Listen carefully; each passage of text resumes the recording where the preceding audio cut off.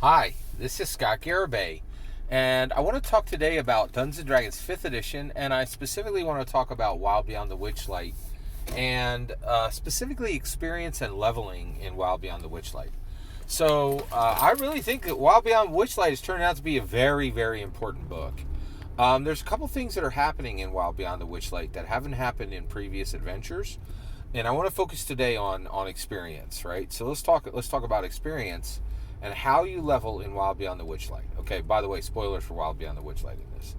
All right, so the way you level in Wild Beyond the Witchlight is so outrageously simple and frankly delightful.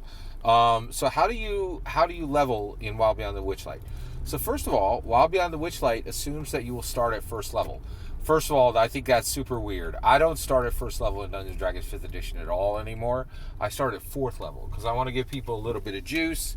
I don't want them to be very killable, and I do think fifth edition first level characters fairly killable. And so we start at 4th level, but this starts you out at first level and takes you to 8th level, right? So how do you get there? So in this 256 page book, it's going to give you 8 levels, right? So you start at first, right? And there's 3 ways to level in Wild Beyond the Witchlight. If you encounter a hag, right?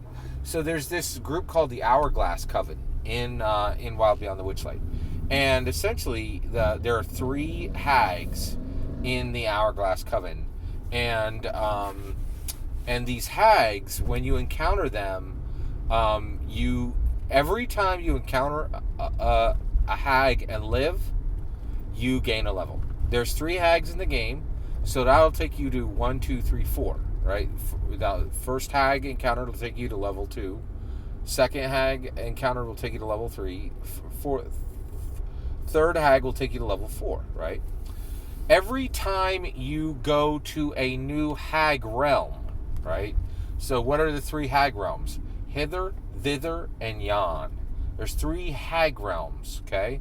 So when you go into a hag realm, you get a level, okay? And there's hither, thither, and yon. So when you go to hither, you go to level 5.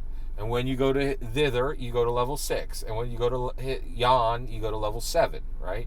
Now, you can mix all of that up, right? The order you could encounter a hag first, and then go into their, specifically go into their realm. I think generally you're going to go into their realm, and then you'll encounter them in their realm. So I should have said that backwards, that like you go into a realm.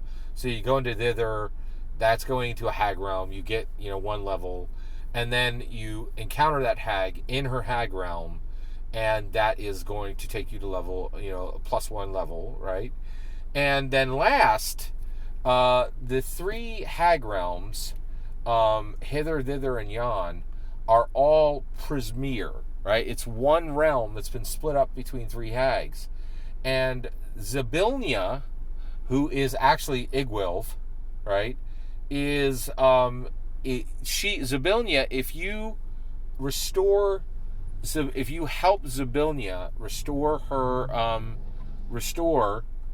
actual her realm, then that will actually help you in getting what you need. If you help Zibelnia restore Prismeer, then you get another level, right? So what's unusual about this? Well, these are called milestone leveling, right? And it gets weird the second you do this, right? Because first of all, they had to do this. Why did they have to do this? Why did they have to do milestone leveling? Well, this is one of very, very few. This almost never happens in any Dungeons & Dragons game. But this Dungeons & Dragons game was specific. This Dungeons & Dragons adventure, Wild Beyond the Witchlight, was specifically designed to be completed without combat, right? That you can complete it without defeating anything in combat. You can take the peace path, right? Now, first of all, I think this is a mistake to ever do this. I don't think it should ever be done. I think it's a betrayal of Dungeons & Dragons, right? Because why should you try to get rid of a pillar of Dungeons & Dragons? Dungeons & Dragons is exploration, interaction, and combat, right? Why on earth should they have ever built an adventure that abandons an entire pillar, right? Is anybody down for a adventure that gets rid of exploration? Is anybody down for an adventure that gets rid of interaction? Very strange, right? So, but because they did this, they had to put in these milestones, right? So one of the things that gets weird is, so if you do combat in the game, and you slay something, and it says 1700 XP, those XP are just confetti in the air, right? It's very, very unusual, right? Now, what's my take on them doing milestone leveling in Wild Beyond the Witchlight? I love it. I absolutely love it. So, one, I think, I love Dungeons & Dragons 5th edition, but there are definitely limitations to the game. And honestly, I don't think it's any secret. Experience is one of the worst parts of Dungeons & Dragons 5th edition, and frankly, it's one of the worst parts of Dungeons & Dragons overall, right? You slay this monster, you get 1700 XP, you split it across your group, right?